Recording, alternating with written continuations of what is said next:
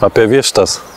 Tai kas dar apie tas vištas čia? Tai šiaip turgui visi klausia pas mus vištų kiaušinių ir pas mus jų visada yra trūkumas.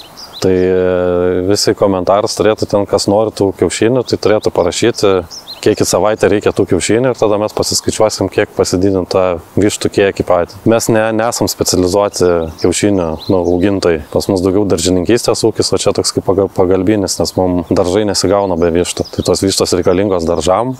Bet kadangi žmonės prašo, tai mes galim užauginti. Tai kas dar apie tas vištas čia? Tai dabar baiginėjomės jas ganyti šiltnamiuose ir dabar jau jos išeina va taip laukia pas mus pasivaikščioti. Pašaro reikia žymiai mažiau dabar, nes jos praktiškai susiranda viską laukia pačios, nes nuo pietų mes jas kažkur paleidžiam jau visiškai po visą sodybą lakstyti. Grūdų dabar suvalgo turbūt dvigubai mažiau.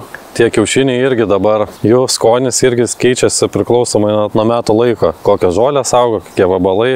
Tai va žiemą jie būna ten biški prastesni, nes daugiau ant grūdų auga. O dabar tai jie va įgauna visokį atspalvius tas skonis jų. Nes ten višta ką pavalgo, tas ir kiaušinis toks būna įdomesnis. Tai va labai džiaugiamės dabar, kad jos gali išeiti jau į lauką, daugiau pabūti. Kažkur jau apie 4 valandą visiškai paleidžiam į laukus, kurios nori eiti ir į sodą nueina, ir į žolynus, ir kirminų prisirinkti.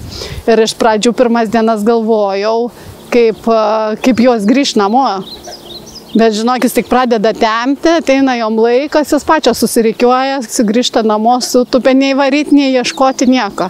Tai va, vištos pas mus auga irgi jom, ką mes matom, kas jom patinka, tai joms irgi reikia šeimos. Eini, ten neši maistą, tai jos visą susibūriuoja ir eina kartu kaip draugelės kokios. Tai kai būnam namie, vaikštam po kiemą, jau po pietų mes jas pasileidžiam, o dėl ko iki pietų neleidžiam, nes jos iki pietų turi kiaušinių sudėti. Tai būtinai tarp vištų turi būti gaidys, kuris palaiko tvarką.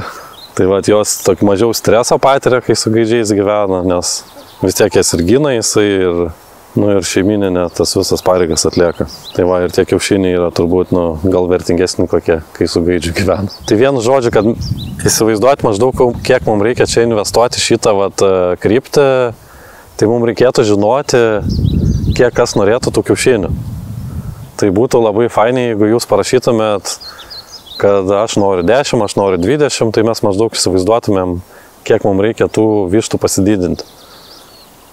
Per savaitę, jo, kiaušinių. Vien žodžiu, per savaitę, kiek norit kiaušinių. Nes paskui mes prisipirksim tų vištų ir jos čia skraidys pas mūsų ūkį, kur mes jas dėsim. Tada mes jas parduosim kaip buljoną. Jeigu bus per daug. Tai va.